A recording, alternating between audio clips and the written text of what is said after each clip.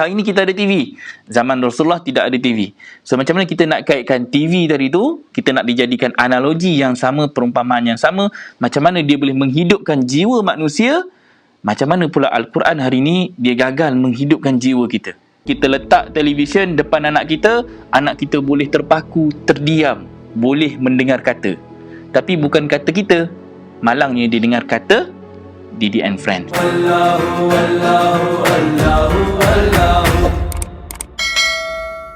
Apa saja yang kita rasa tentang Al-Quran itu milik peribadi. Tetapi secara personalnya, Al-Quran bukan sekadar hanya untuk kita dengar kesedapan dan kemerduan bacaan dia. Al-Quran tuntutan utamanya adalah kerja.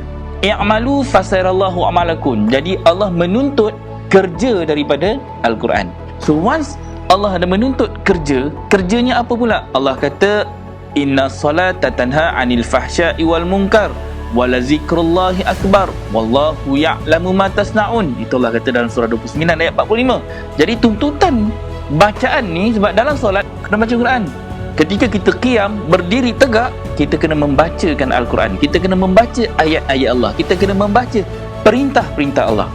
So once kita membacakan, dia perlukan kepada mulut.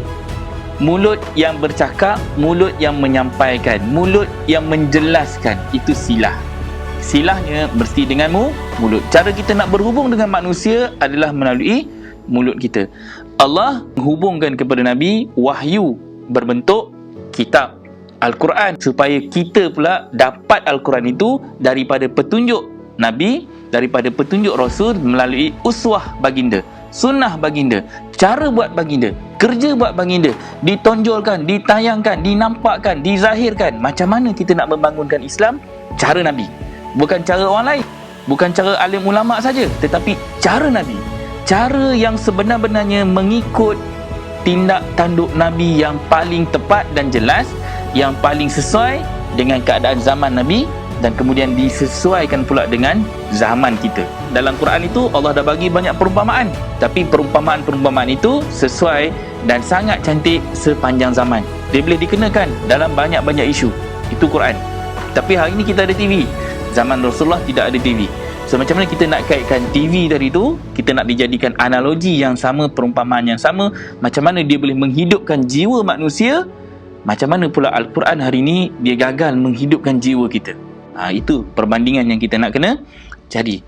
Sebab televisyen, namanya gadget lah. Kita ambil televisyen tu, kita ambil gadget itu, macam mana dia boleh menjadikan anak kita orang yang religiously penuh minat, penuh keseronokan ke arah televisyen. Jadi kalau kata kita nak nampakkan, kadang-kadang anak tantrum, kita boleh senyapkan dia dengan televisyen. Kenapa kita baca Quran, putarlah radio apa semua bagai tu dengan ayat Al-Quran, anak tetap lagi tantrum.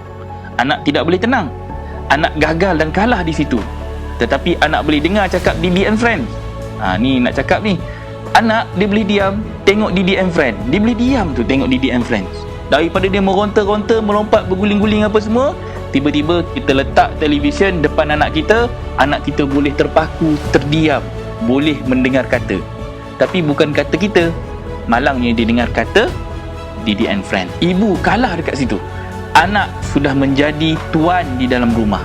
Kita kalah dengan anak kerana kita terpaksa mengalah dengan kita memberikan dia material, kebendaan. Sedangkan agama ini dia tidak mengajar tentang materialistik. Dia mengajar kita pengaturan. Rob itu, Al-Quran itu adalah satu rububiyah. Rububiyah untuk mendidik kita mengatur alam. Rububiyah yang mengajak kita macam mana nak mengurus alam. Itu Alhamdulillahi Rabbil Alamin. Allah adalah Rabbil Alamin. Jadi Allah meminjamkan sifat-sifatnya yang bijaksana, sifat-sifatnya yang penyabar, sifat-sifatnya yang latif, yang halus, sifat-sifatnya yang Ar-Razzaq, yang memberi rezeki. Semua sifat-sifat dan terutamanya Ar-Rahman dan Ar-Rahim, yang penuh dengan pemurah dan kasih sayang, yang mampu untuk menjadikan kita ni insan yang memiliki sifat-sifat yang ada pada Allah tadi, yang dipinjamkan kepada kita. So kita nak cari jalan ni, macam mana nak mendekatkan diri kepada Allah. Dan antara masalah utama kita adalah sedikit demi sedikit material yang ada dalam rumah kita itu menjarakkan kita dengan perintah Allah.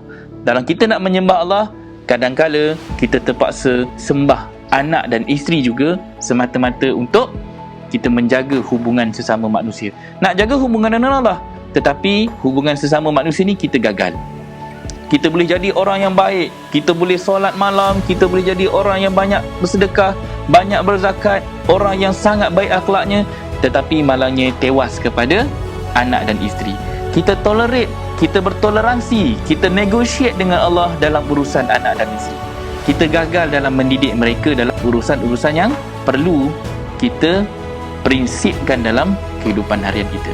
So anak dan isteri boleh jadi musuh pada kita. Jangan kita tengok kita bagi televisyen, kita bagi gadget, dah selesai tanggungjawab seorang suami, seorang ibu dan bapa. Padahal dalam gadget itu ada racun-racun yang boleh membunuh mereka bila-bila masa sahaja. Wallahu, wallahu, wallahu, wallahu.